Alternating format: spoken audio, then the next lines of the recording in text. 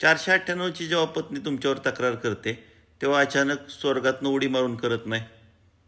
तुम्हाला चांगलं माहीत असतं की आता 498 होणार आहे. नसलच माहिती एखाद्या ढिम्म माणसाला, तर ते पोलीस स्टेशनमध्ये पहिल्यांदा तक्रार येते, समुपदेशनमध्ये तक्रार चालते, त्यावेळेस तरी कळतं. त्यावेळेस एक लक्षात घ्यायचं की अशा पत्नीला परत नांदायला आणायचं नाही. अनेक वेळा मी सांगितले की ज्या ज्या वेळेस तुमच्यावर पत्नी खोटी तक्रार करेल त्यावेळी तुम्ही तिला परत नांदायला आणायचं नाही. उलट पोलीस स्टेशनला तुम्ही किंवा समुपदेशनला त्यावेळेस प्रखर म्हणणं मांडायचं. तिथं जाऊन बायकोबरोबरच गप्पा करत बसलाय, गोड गप्पा करत बसलाय, परत बायको जाऊन खोट्या तक्रारी करतेच. हे असले लुचपट लोक मग आयुष्यामध्ये किंवा केसमध्ये सक्सेस होत नाहीत. त्यामुळे केस झाली, तक्रार झाली तर सिरियसली घ्या, सिरियसली लढा.